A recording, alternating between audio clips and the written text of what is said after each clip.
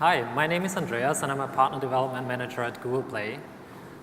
In my day-to-day job, I work with the most interesting mobile game developers in North America and Europe. There are many familiar faces actually in here, quite exciting. And I hope to help actually developers on making their mobile games business successful on Google Play. Hi, my name is Tobias. I'm a partner development manager based in London and working with developers in Western Europe. Today, at the first session after the lunch break, we want to help you to promote your game and to grow your user base. But before talking about the key essentials for your user acquisition strategy, we would like to put this into context. As you heard earlier before, the mobile industry is growing and it's getting more competitive as well. There are more than 10 million developers worldwide, and each year they publish more than 1 million apps. And if you look on the right side, if you think about games, the life cycle of games has shortened as well over the past years. In 2012, the average game matured after a bit more than 150 weeks. Last year, it was a bit less than 50 weeks. So you have a competitive market, shorter life cycles, and also increasing production values. And this means you want to have your user acquisition strategy as effective as possible. Today we will cover 3 key essentials for your user acquisition strategy. First, I will talk about how you can better understand your paid and organic traffic. Then second, Toby will show you how to convert with effective channels. And third, Toby and Andrew will talk about how to engage users in a social platform. Let me kick it off with understanding your paid and organic traffic. You can find the conversion funnel in the Google Play Developer Console. The conversion funnel shows you Play Store visitors, installers, and buyers by acquisition channel. You can also see the relevant conversion rates, and you can drill down on search keywords and UTM track channels to better understand where your users are coming from. You can also find a country breakdown of Google Play's conversion funnel. You can drill into performance in your key markets and learn about underperforming markets. If you learn that the store listing visitors to installs conversion rate in a specific market is below your expectations, you can take action and improve the localized store listing. You can then launch a store listing experiment to test your updated store listing to get more game installs. However, optimizing your business strategy in isolation is not that helpful. So let's look back at store listing organic conversion rates. How do you know if your conversions are as good as they can be, or you're leaving actually an opportunity on the table? At Google I/O, we've announced benchmarking against your peers. This feature is coming soon to Google Play's Developer Console, and you're now able to understand how your store listing conversion rate compares to similar games. First, we are providing an overall benchmark for your organic users.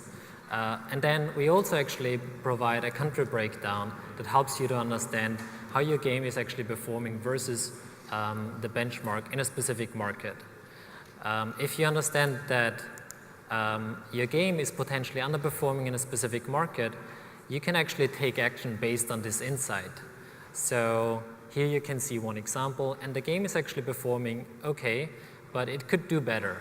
So you can actually optimize the localization of the store listing, improve the performance of it, and get much better results. If you want to understand users even better than what you've seen actually in the conversion funnel in the Play Store and in the Developer Console, you can actually use Firebase Analytics. It was touched upon actually earlier in the presentation. And Firebase Analytics for mobile does a couple of things for you. So first, it's actually entirely free, and it is unlimited. You are able to actually measure 500 different event types and 25 key value pairs per event. You're also able to access unlimited, unsampled data through BigQuery. Firebase is very much user-centric, so you can actually focus on users instead of sessions. And then you will also see metrics that are meaningful for you as a game developer. So you will see actually daily active user stats, but you will also see, for example, LTV stats that you can use for optimization. I've just seen my colleague walking in. He will talk later a little bit more about LTV optimization. Firebase helps you to already get these stats, and this is baked into Firebase. Firebase is also well integrated with other Google products. So it is integrated with our ads products, with our notifications products, and you can easily target audiences that you've actually captured with Firebase Analytics. It is also very easy to actually track any user acquisition campaigns through any paid channels that you have. You can see here a couple of partners that are integrated with Firebase, and you can then actually attribute your ad spend, and you can understand, is it actually a good way to invest in one of the channels, or is it a better way to actually invest in the other channels? And so by implementing Firebase, you will actually get all of this data, and you can take action right after that. So now we talked about how to understand your paid and organic traffic. Let's move on and talk about how you can convert with effective channels. Earlier today, Mark referenced the number of installs on Google Play. Last year, we had 65 billion installs. And at the Play Store, we matched the best users with the best content. We want personalized collections and offer seasonal collections as well. But the vast majority of installs still comes from search. There are more than 1 billion users on Google Play in more than 190 countries, as you know already. And all these users search. On Google.com, there are each month more than 100 billion searches. So you can not only achieve success by reaching the users on Google.com, but also on the Play Store. Let's have a look at an example. This is a store listing of War and Order. And the developer decided to do search ads on Google.com. That's something you might be familiar with. A user is searching for a strategy game, and both paid and organic results are shown. But also, as you can see on the right side, you can do the same in the Play Store. Both organic and paid results are shown. So the best way of executing this campaign is working with a tool. Who in the audience has heard about the keyword tool for AdWords? Okay, some people have. So if you're wondering, what are the best keywords for my Play Search Ads campaign? We have a keyword tool which helps you to get the right keywords for your mobile game. Keywords are very important to optimize your campaign day by day, and we encourage you to use this tool to optimize your campaigns for the Play Store. So now you might ask yourself, okay, now I go back home and try it out, but will that work? Well, we have one example here from Naudius, the developers of Top 11. I'm actually a big Top 11 addict, and my team knows that. But these guys used the Play Search Ads, and they achieved a higher 7-day ARPU, 68% higher than other Google channels. And also the Play Search Ads, compared to Google.com, they were 59% lower in terms of the CPI. So I encourage you to try this out at home. Don't forget the 3 best practices. 1, use the keyword tool. 2, run target CPA campaigns and ensure that the CPA is lower than your lifetime value. And last but not least, optimize the campaigns day by day, because with an advertising campaign, it's basically like with a mobile game, it's never finished. So now we talked about understanding your paid and organic traffic, converting these guys with effective channels. But the players, if they're not playing your game, they're actually on social platforms. They are talking about your game. They're watching videos about your game. And the #1 social platforms for games is YouTube. 95% of all gamers turn to YouTube for information and entertainment. Gamers watch 144 billion minutes every month on YouTube for live videos, recorded videos, and streams. So actually, somebody calculated that number. Now, the real stars on YouTube are the influencers. Who in the audience has worked with YouTube influencers before? Okay, I see. Wow, a lot of hands. More than the keyword tool. Okay, all right. So please raise your hand again if you were successful. Okay, that's quite good, but I think we can increase the conversion rate a bit more. You see some examples here on the slide. So on the top right, you see KSI. That's one of the top YouTubers in the UK, 14.5 million subscribers. You see Concrafter, a very popular YouTuber in Germany. LD Shadow Lady is the most popular female gamer on YouTube with more than 2.5 million subscribers.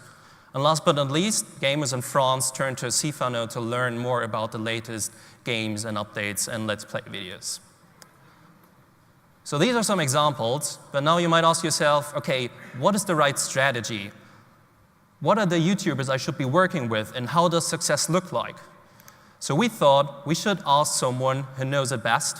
Please welcome with me, Andrew Stalvo, the CEO of Seriously.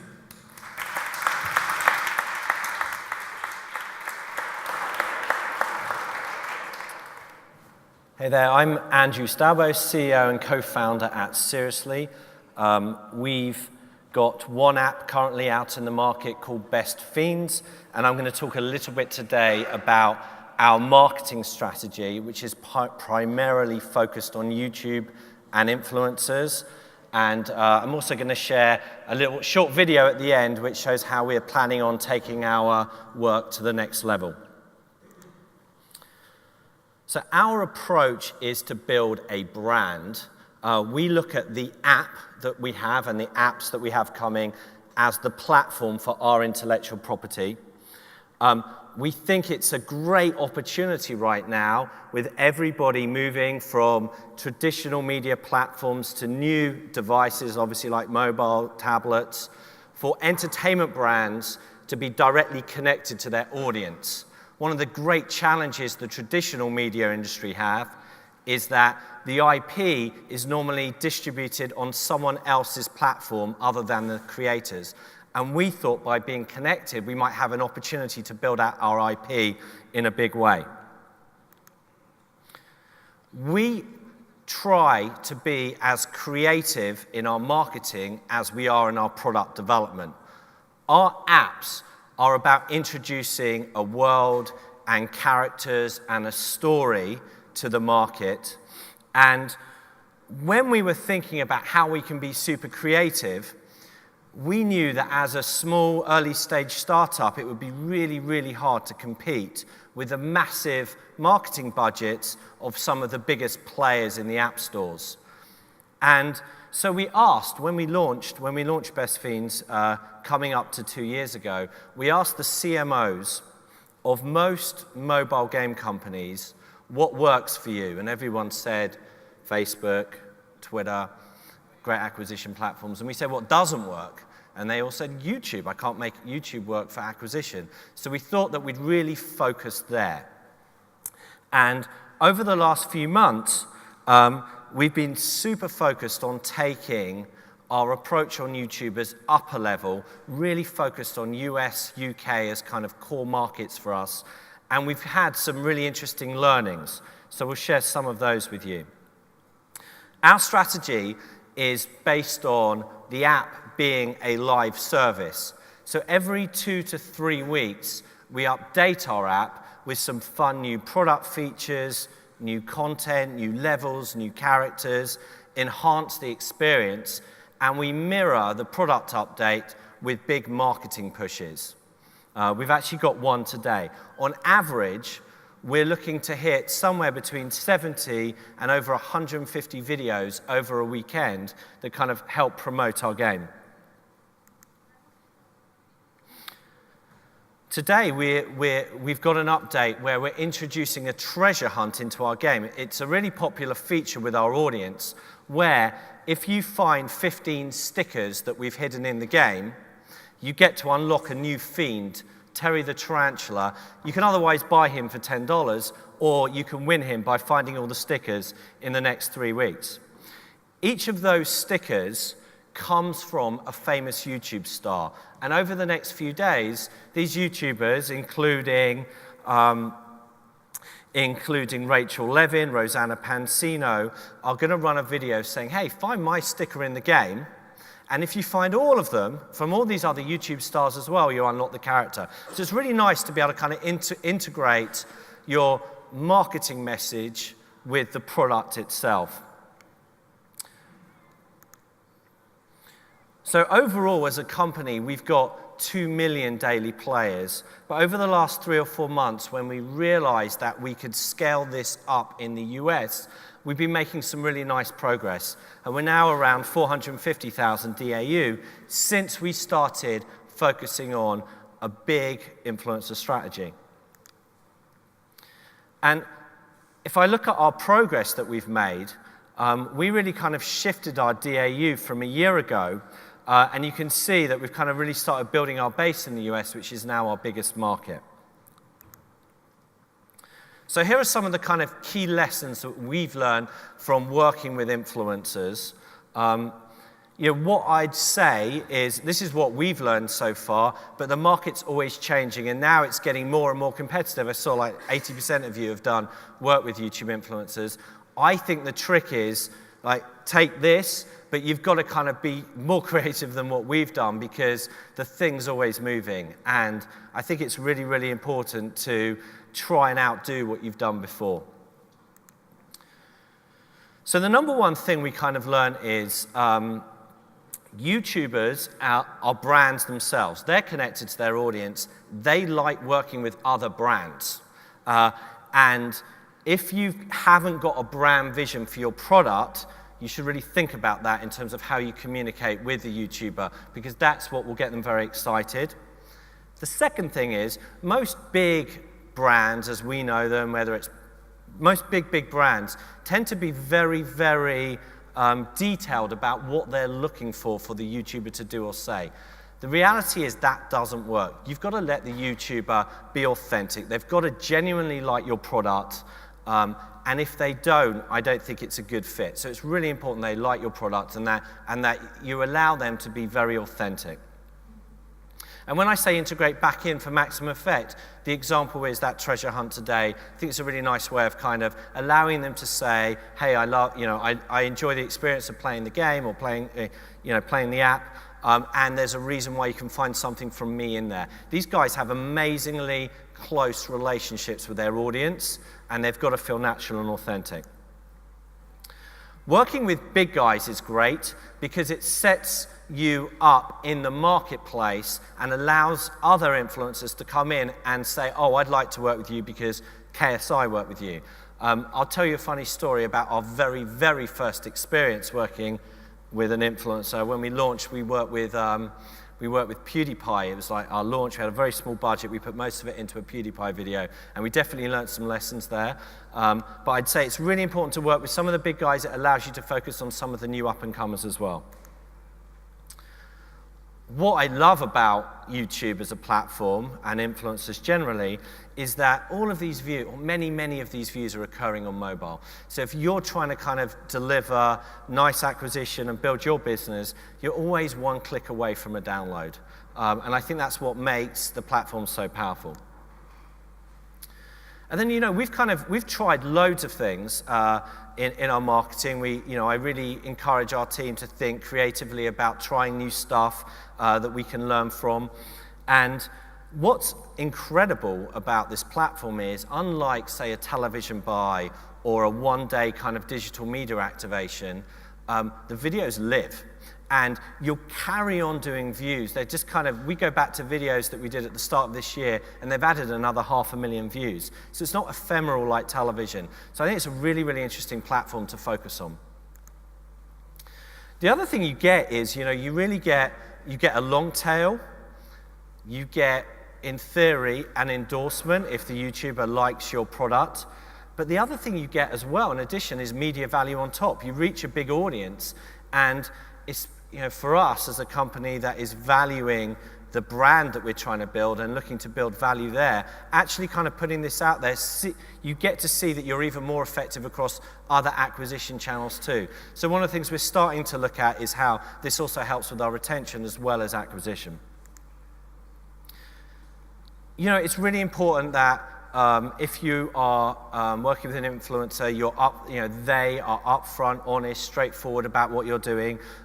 There are certain rules that you need to comply with in different markets, but at the end of the day, the kind of golden rule is just be straightforward. If you're paying an influencer, they need to make sure that they do mention that very clearly.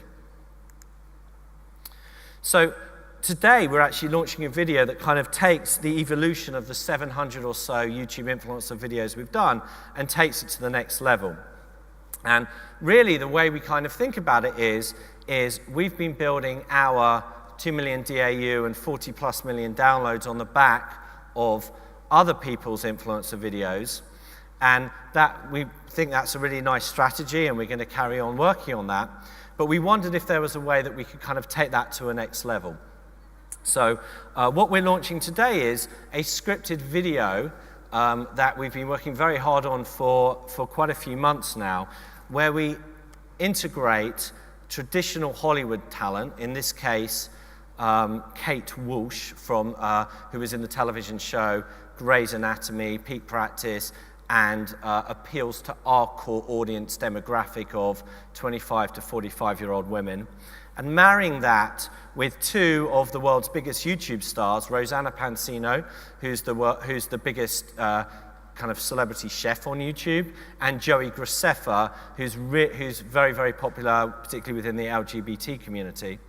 And marrying those two with a fun scripted video that has been inspired by our fan base. Now, I don't know how many of you have played Best Fiends, but one of the things that our community on social media tell us quite a lot is actually don't download Best Fiends. It's kind of addictive. And a few people have said, hey, I'm totally addictive, send me to Best Fiends Rehab. So we were kind of inspired by that and created a video to that effect. So if it's cool, it's 2 minutes, and we'd like to premiere it today.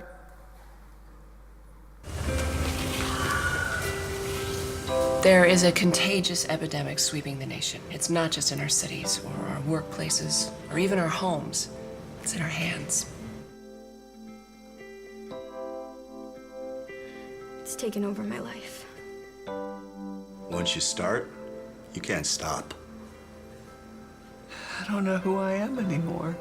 Most people think Best Fiends won't happen to them, that it's simply harmless fun. Thought I could just try it once. But soon, it becomes an obsession. I wouldn't say that I'm obsessed. I'm spirited, passionate. That's what's going on here. Some people we can help. Doc says I may never use my thumbs again. You always think it'll happen to someone else's family. Look what it did to our Billy. Others require more specialized treatment. I have finally beaten level 256. I'm a YouTube star. Of course you are. Start by recognizing the warning signs: tiredness, gamer's thumbs, night terrors, and sweaty eyes. It's so hot. In just seconds, anyone can be playing Best Fiends. After all, it's free to download from Google Play. It took me about a month to done it.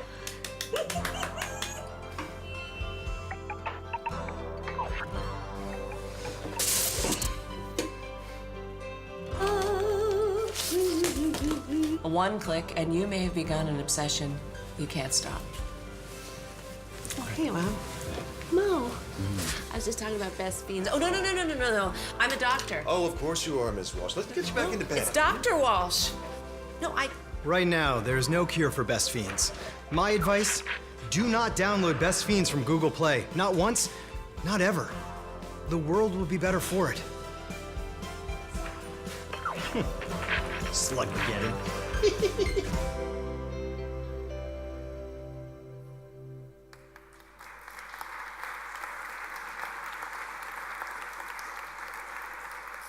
Worst case of Best Fiends I've ever seen. Remember when she used to be a doctor on TV? I still am! That's cute. So yeah, we're launching that today. We're promoting it in our game and really trying to use our app as a platform to promote our video as well. And we're super excited about it, so thanks for watching.